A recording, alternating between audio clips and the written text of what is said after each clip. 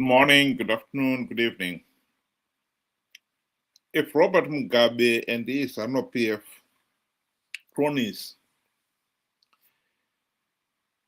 had been allowed to have their way, I don't think they would have even bothered to have a multi-party state in the Lancaster House Constitution. They would have just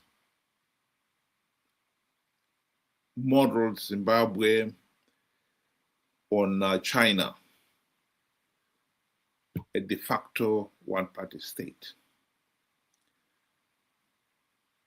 Because ever since signing the Lancaster House Agreement in 1979, the party has been actively involved in imposing a de facto one-party state from the word go. The issue of free, fair, and credible election is one that was, yes, politically, it was expedient for the party to endorse one man, one vote. But in practice, the party never had any intention of allowing ordinary Zimbabweans to have a meaningful say in the governance of the country. That is the truth and that is the reality. And the failure by some people to accept that reality has ended up with this farce where we hold elections and pretend that they are free, fair, and credible when we know they are not. Here is Margaret Dongo speaking about ZANU-PF and why the party never intended to have free, fair, and credible elections. They have wrong priorities, especially the current government. How can you go and build an airport which services a few people, and the majority are the elite and the so-called investors? Look at the rural. I made you come to interview me because I wanted you to have the experience of the roads that we are using. If we go today to our hospital there, you feel pity with that's a hospital in a rural area. If we go to our clinic, you feel pity. We have no piped water here. Do you know the reason why the rural people vote for ZANU-PF? One, they're intimidated. Two, the policy is that the rural people should remain poor and subservient to the government. They should remain poor because if they remain poor, they continue singing the song for their master. This is why these people have been impoverished. It's for a reason. Because at the moment, if you economically empower these people, they'll go out of hand. ZANU-PF will never have control over them.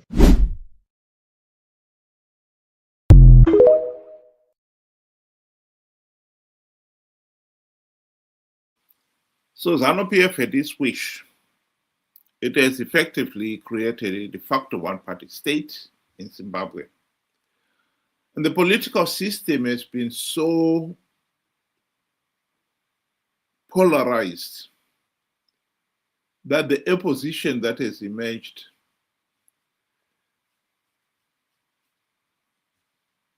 has itself become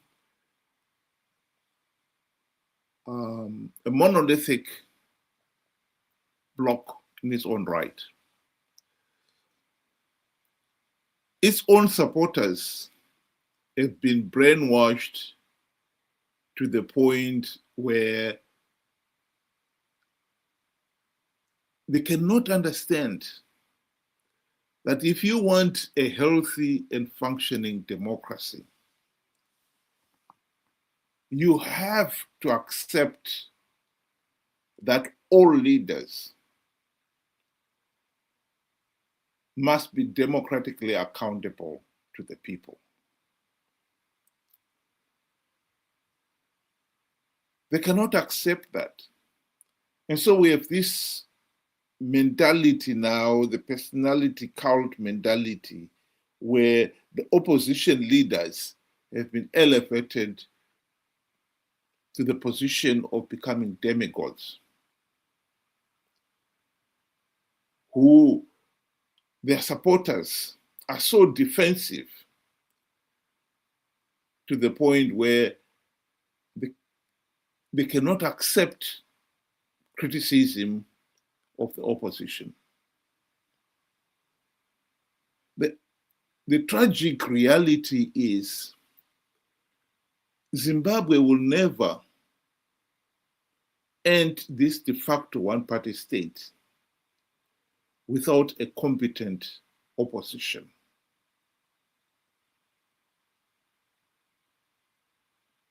I repeat, Zimbabwe will never end the de facto one-party ZANU-PF state without a competent opposition. The fact that we have had the opposition for the last 25 years and they failed to implement even one token reform to end this ZANU-PF dictatorship speaks volumes. It says the opposition has failed. If we are serious about ending the ZANU-PF dictatorship, we need a competent opposition. But this is where the blockade comes in. The opposition supporters have this personality cult mentality. They've elevated leaders like Chamisa, Morgan Tsvangirai before him, to make them demigods who can do no wrong. And so to talk of their being incompetent is completely out of the question. And yet the reality is they are incompetent. So we are stuck. Here is a comment from one of the opposition supporters, in which they write, how do you spot ED paid informants and apologists? Be cautious. ED influence is widespread, even to the person next to you. His supporters typically discredit strong opposition. Avoid mentioning damaging facts about ED. Skips suggestions like reporting him to The Hague. Push for elections ED can manipulate, etc., etc. This is someone who believes that ED is the problem and is the only problem. You try to explain to them that, yes, ZANU-PF is a de facto one-party state. Zimbabwe is a failed state because ZANU-PF has been in power and has never allowed meaningful political accountability. If we are going to end this ZANU-PF dictatorship, we need an opposition that will implement the democratic reforms. In other words, when you are talking about the opposition failures, it's not in any way denying that ZANU-PF is a corrupt, incompetent, tyrannical, and murderous regime. But that is where we are. We can't talk of the opposition. We must talk about ZANU-PF only. How are we going to end ZANU-PF dictatorship without admitting that the opposition has failed to carry out the various tasks it was asked to do? Here is another one of those individuals who believe that Chamisa is a demigod who should not be questioned. Hayi watibvirwe apa kana uine plan. Chamisa left the dancing floor 2 years.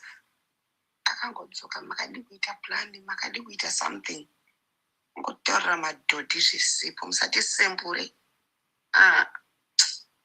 Pane vanhu vanopfeka tugirasi kudai so havana brain. Todza kuti iwewe pavanhu vese uda kusvika munhu svinu kudarika Chamisa.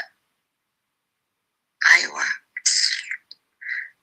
ndigare muchigurupu chakadaini. Mada kunyepedzera kungwarangwanduka kuda kuzama kuedza kuita zvinhu zvamakatadza makore ekumashure kwesoko.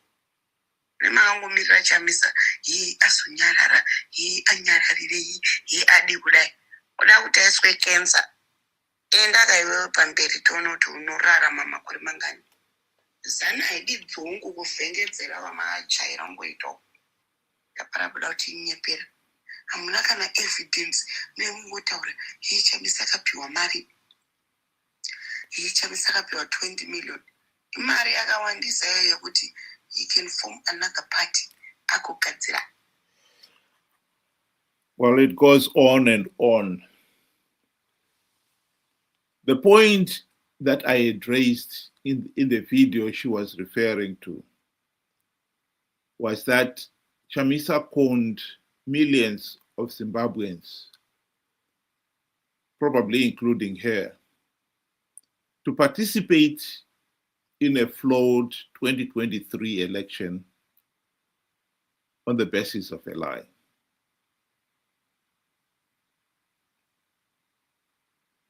That is what got us into this mess. By participating in those millions, you are giving ZANU-PF legitimacy.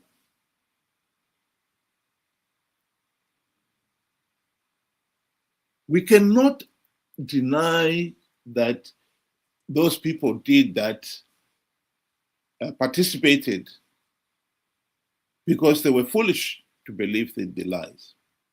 That is the reality. That is the unfortunate reality we have in Zimbabwe. Universal suffrage was not a blessing in Zimbabwe. It has turned out to be a curse because it has given the vote to people who don't even understand. And some of them are even denying that a simple statement like, did Chamisa lie that he had plugged the vote-rigging loopholes? You would think that there is nothing scientifically challenging, complex about that statement. You analyze it, you look at it. Was that true or not? If it is true, you say it's true. If it's not, you say it's a lie. But why somebody would deny accepting a simple statement like that, which was clearly a lie, just because they've got this personality cult mentality? That's where we are stuck.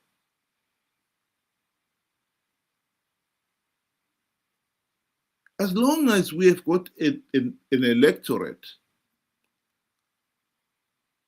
who cannot be honest enough to say, yes, the individual has failed, we'll get nowhere. Democracy demands that leaders must be held to account. And it demands that the electorate, those who vote, must be educated, knowledgeable, objective.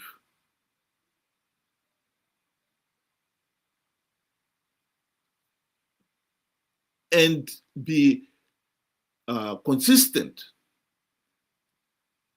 in their judgment of the leaders. It is the people's responsibilities to hold the leaders to account. If you've got a personality cult mentality, where my leader is right and is a god and can do no wrong, then you'll never have a democracy. And that's where we are stuck.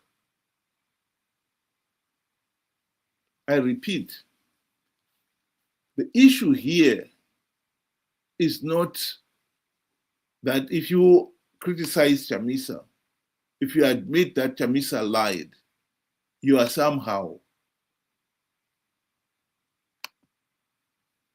suggesting that ZANU-PF is right. It's just that this personality cult mentality has boxed the people in, it only saying in a binary vision, where it's either you support Chamisa or you support Mnangagwa. You cannot accept that both of them could be wrong, as is the case in this case. As much as ZANU-PF is a party of thugs, we cannot deny that the opposition has failed in its task to implement basic democratic changes to end the ZANU-PF dictatorship.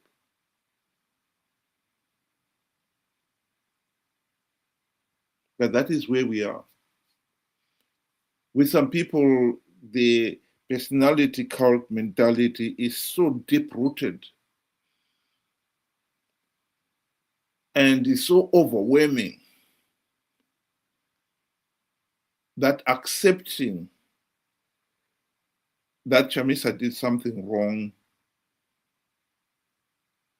is tantamount to saying Mnangagwa is a god.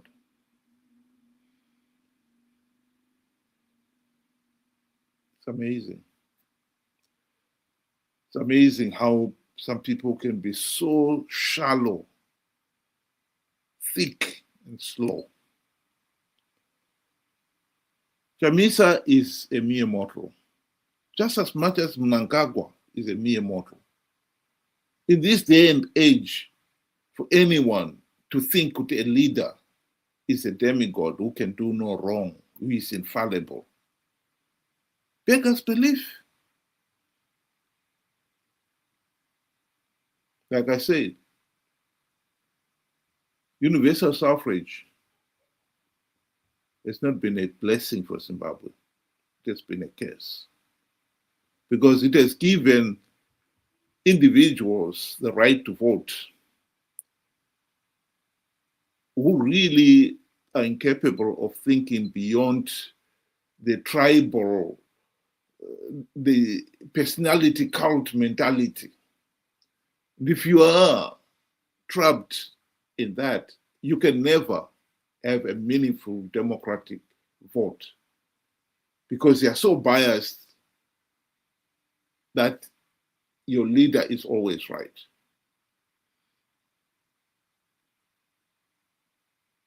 Which is contrary to what the democracy demands of you as a citizen. It demands that you hold the leaders to account, irrespective of what party they belong to. But that is proving to be a bridge too far for Zimbabweans, for many Zimbabweans out there. Of course, by refusing to accept that Chamisa lied to them when he said that he had plugged vote rigging loopholes, this left them vulnerable to him lying to them again in 2028. He will con them to believe that this time he's going to win. And they should participate in flawed elections and only to give ZANU-PF legitimacy and perpetuate the dictatorship.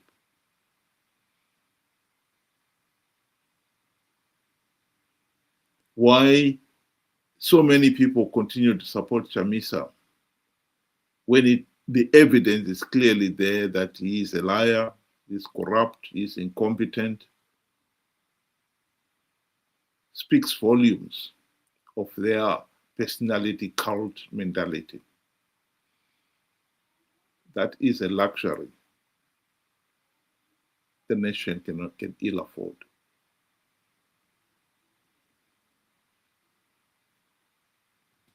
Thank you. Have a good evening.